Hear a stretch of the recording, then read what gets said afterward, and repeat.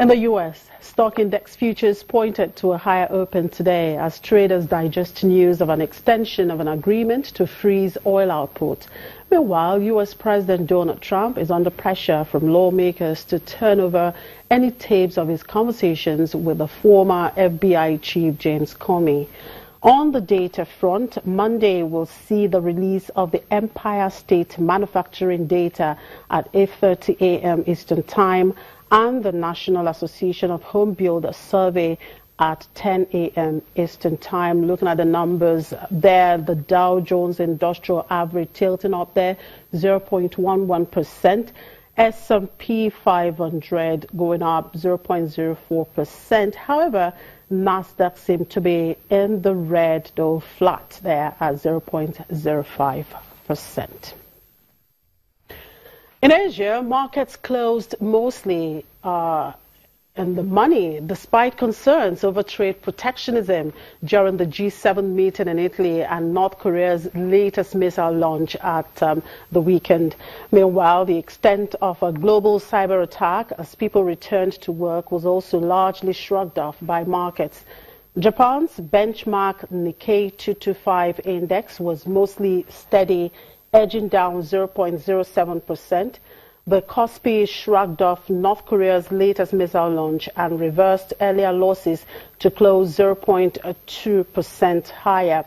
Australia's S&P ASX 200 was effectively flat, closing 0.03% higher. And markets in Greater China were also in the green. The Hang Seng Index gained 0.75%. The Shanghai Composite added 0.22%. And the Shenzhen Composite finished 0.375%. Back here in Nigeria, at the fixed income market, the Treasury bills segment continued to reflect tight liquidity condition as the Apex Bank remained committed to its mopping up activities. Last week saw the overall average yield move northwards by 16 basis points to 18.42%. At the bond space, the secondary market closed bullish, albeit marginally, with average yield dropping 1 basis point to close at 16.82%.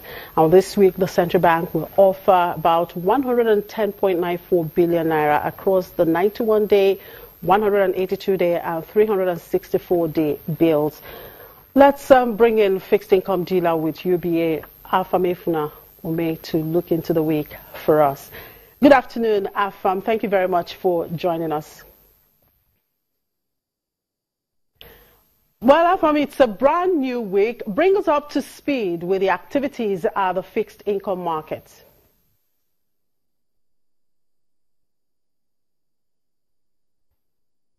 Oh, we seem to have lost Afam there. We hope to get back to him as soon as possible. In South Africa, focused platinum producer Lonmin on Monday reported a first half operating loss of $181 million hit by higher costs and lower production. It reported a headline loss of $39 million versus a loss of $4 million a year earlier. It had a loss per share of 64.4 cents versus 1.8 cents. The London-listed miner also cut its spending plan for the year to a range of 1.4 billion to 1.5 billion rand from 1.8 billion rand. We have Afam Umeh, fixed income dealer with UBA, back on phone. Now it's a brand new week. Just bring us up to speed with activities in the fixed income market. Okay, the fixed income market for this week, we've actually started bearish for the Treasury bills. We see short to medium term bills adding, spiking 20 to 30 basis points. It's still the same story. There's low liquidity in the system, and CBN just offered for sale $100 million in the special intervention for the wholesale. So money market rates as high as 80 to 100%. So it's clearly reflecting on the fixed income market. Market remains bearish for Treasury bills. And on the bond side, we've seen low activity, basically, and it's more stable. But the Treasury bills market is strictly bearish. We're trading June bills as high as 19 to 20%. and medium-term bills as high as 18.9%. All right.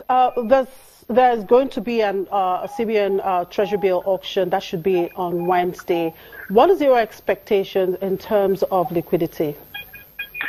We expect that the liquidity squeeze in the market would also be reflected in the Treasury bills auction, as we expect the longer tenor of Treasury bills, which is the 1 year, to actually trend slightly upwards. But we expect the 182 days and 91 days to remain around the same levels where it's been.